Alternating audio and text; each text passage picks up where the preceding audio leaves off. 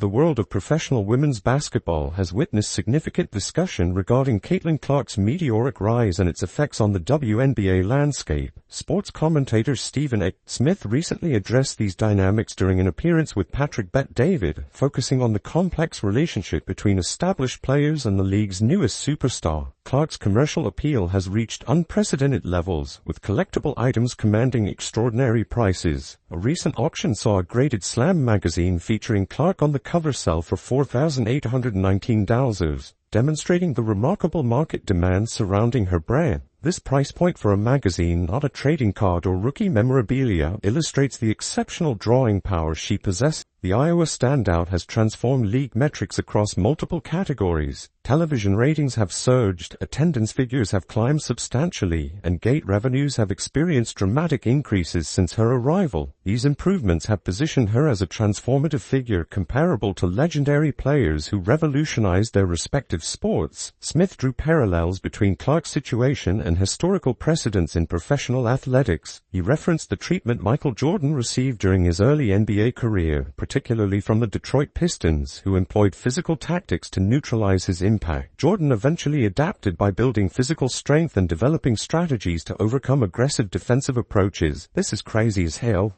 I posted this on my Twitter @RoadRants. Go follow me. This is nuts.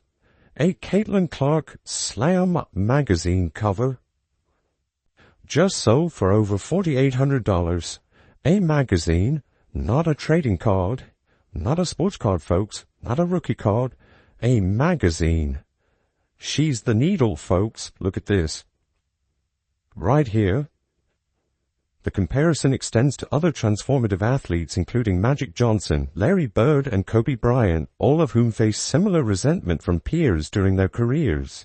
According to Smith's analysis, Clark possesses shooting range reminiscent of Stephen Curry, with the ability to score from virtually anywhere on the court. Clark's rookie season achievements include Rookie of the Year honors and finishing fourth in MVP voting, an exceptional accomplishment for a first-year player. Despite not capturing a national championship during her college career, losing to LSU one season and South Carolina another, her professional transition has been remarkable. The underlying tension stems from established players' perspectives on recognition and attention.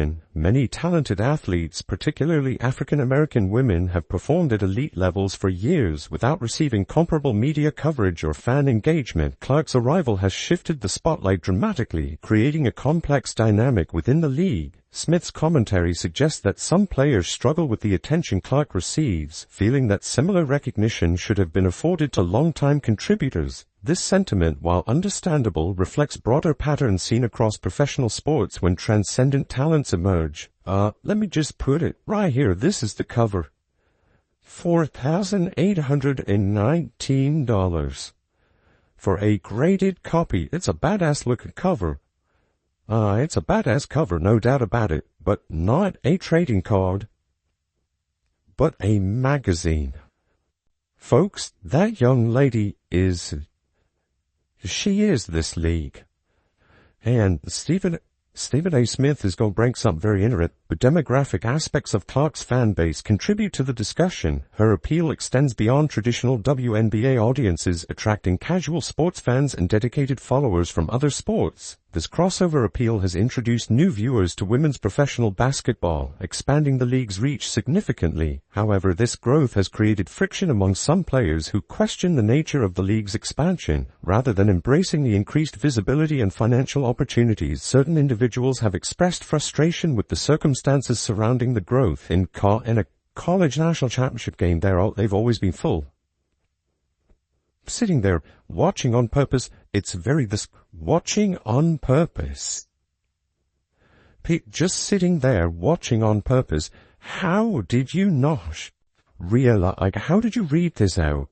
And I saw another podcast read it out, and genuinely they're reading it out, and someone midway to read it out goes, there's no way this is real. I'm going to keep reading it, but there's no way this is real.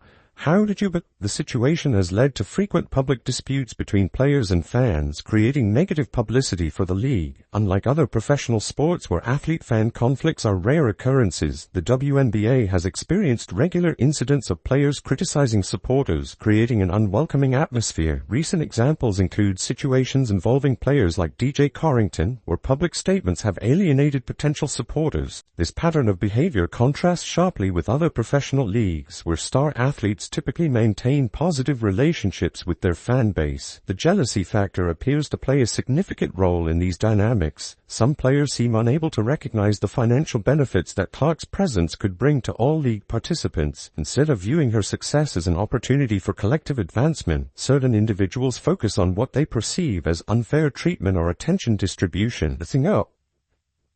He brings up somebody I bring up a lot, right?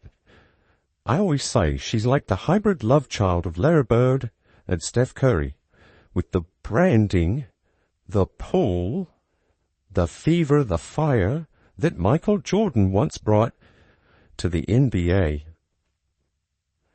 And Michael Jordan was treated like shit over it too in the league. But the Chicago Bulls had enforced. Historical context shows that resentment toward exceptional talents is common in professional sports. The key difference lies in how leagues and players handle these situations. Successful organizations typically find ways to channel competitive tension positively, using it to elevate overall performance levels. Clark's impact extends beyond individual statistics or team performance. She represents a catalyst for broader change within women's professional basketball, bringing unprecedented attention to a league that has struggled with visibility and financial sustainability throughout its existence. The challenge for the WNBA moving forward involves harnessing this momentum while managing internal conflicts. The league's growth potential remains substantial, but realizing this potential requires cooperation from all stakeholders, including players who may feel overshadowed by Clark's prominence. Smith's analysis emphasizes that rising tides lift all boats, suggesting that Clark's success creates opportunities for everyone involved in the league. The question remains whether established players will embrace this perspective or continue to view her success through a lens of resentment and missed opportunities. The situation reflects broader themes in professional athletics where individual excellence often creates tension within team environments. How the WNBA navigates these challenges will likely determine whether Clark's impact becomes a lasting positive force or a source of continued division within the league. The commercial success surrounding Clark's brand demonstrates the untapped potential within women's professional basketball. Her ability to command premium prices for memorabilia and generate substantial media attention suggests that the league possesses significant growth opportunities if internal conflicts can be resolved effectively. Media personalities recently fell victim to an obvious satirical article about WNBA players complaining about actual fans attending games. The fake story spread across multiple platforms before being recognized as satire. The fabricated article claimed that WNBA star Brittany Griner expressed frustration about crowds making noise during games. According to the fictional quote, she allegedly said there was loud rumbling from the stands that turned out to be people, thousands of them, just sitting there watching on purpose. The whole thing is toxic. I saw a guy with his daughter in the crowd, both of them yelling, couldn't hear what they were saying. Exactly, but it was either my performance or some light racism. But here's where I'm going with this. So the WNBA says they want to get paid more. They just got sent out. How do you get sent out? This has already gone semi-viral. This said it's already gone semi-viral because the podcast is reading it out. And they at least realize halfway through reading they're like this. The satirical piece described how WNBA games were previously a chill, quiet place where attendees could bring laptops and relax, maybe even get a little work done. The fake story suggested that actual engaged fans were now creating an uncomfortable environment for players. Multiple media figures discussed this story as factual content. The PBD podcast initially featured the story, with Stephen A. Smith later commenting on it during his show. Smith made additional remarks about Griner's past imprisonment in Russia, suggesting she shouldn't complain about her current situation. The satirical nature of the story becomes evident through several obvious clues. references to fans watching on purpose, and complaints about people actually paying attention to the game clearly indicate parody content. The article follows typical satirical news format similar to The Onion or other comedy publications. Some podcast hosts began questioning the story's authenticity while reading it aloud, recognizing midway through that the content seemed unrealistic. However, other media personalities presented the information without verification or skepticism. Isn't real, is it? Is this a real? Is it like I got linked it by so many people? If you guys don't know, with video ideas, there's guys that email me. I'll get emails for video ideas. I'll get DMs with video ideas. I'll have so many people hit me up with video ideas, and I'm so appreciative of it because it makes it easier. Like, I'll sometimes miss something. As much as I do doom scroll Twitter, I will miss something occasionally. But like, I have sent that by a good few people, like, literally. The situation demonstrates how satirical content can spread rapidly when media figures fail to verify sources properly. The obviously comedic elements of the story, including references to laptop usage at games and complaints about engaged audiences, should have immediately identified it as parody content. Professional sports journalists noted the lack of proper vetting procedures that allowed this satirical piece to be treated as legitimate news. The incident particularly embarrassed high-profile media personalities who have significant platforms and influence. WNBA coverage has historically lacked dedicated sports journalism, with limited beat reporters covering the league comprehensively. This shortage of specialized coverage may contribute to inadequate fact-checking when stories about the league circulate. The satirical article played on existing narratives about WNBA attendance and fan engagement. By exaggerating these themes to absurd levels, the parody content successfully fooled multiple media outlets and personalities. This episode serves as a reminder about the importance of source verification, especially when content seems designed to confirm existing biases or narratives. Media professionals should implement better fact-checking procedures to avoid similar embarrassing situations. The incident also reflects broader challenges in modern media consumption, where satirical content can spread as quickly as legitimate news without proper context or verification. Social media amplification often occurs before anyone questions the authenticity of viral content. Sports media personalities with large platforms bear particular responsibility for verifying information before sharing it with audiences. The influence these figures wield makes accurate reporting especially important for maintaining credibility and public trust. Who draws this attention? And maybe it's because that fan base that she had, and her being a young white lady, contributes to it. So what? Benefit from it. And then you have a lot of folks that have come to the defense of numerous WNBA players because they were pointing out, like, this had been going on before long and people are not hating on her. It's not about hating on her. It's that you feel she is getting a level of attention that you deserved and you warranted long before she ever came along.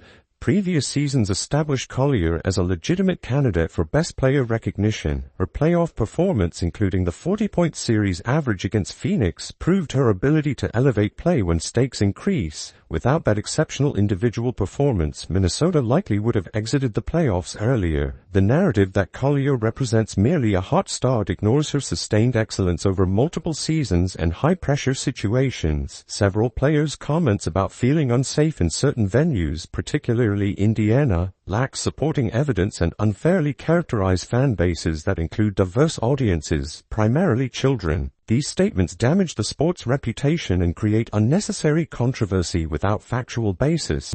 League media coverage appears influenced by certain player preferences rather than objective analysis. This bias prevents honest evaluation of player performance and creates artificial narratives that don't reflect court reality. Current statistical evidence, defensive impact, team success, and overall basketball excellence point toward Collier as the league's most valuable player. This assessment relies on measurable performance rather than external factors or historical reputation. The MVP conversation should center on basketball achievement, and current evidence strongly supports Collier's candidacy for both MVP recognition and consideration as the league's best overall player. The Golden State Valkyries delivered a crushing blow to the Las Vegas Aces, securing a commanding 95-68 victory that sent shockwaves throughout the WNBA. This wasn't merely a win, it was a complete domination that exposed fundamental flaws in what was once considered an unstoppable franchise. The The 27-point margin of victory represents the Aces' most devastating defeat since their championship-winning seasons, raising serious questions about the team's current trajectory. For a squad that captured back-to-back titles and seemed destined for dynasty status, this performance was nothing short of catastrophic. Central to this narrative is the departure of Kelsey Plum, who now stars for the Los Angeles Sparks after being traded in a blockbuster 3-team deal. The timing of this collapse, coinciding with Plum's exit, has created uncomfortable questions about the true source of Las Vegas's previous success.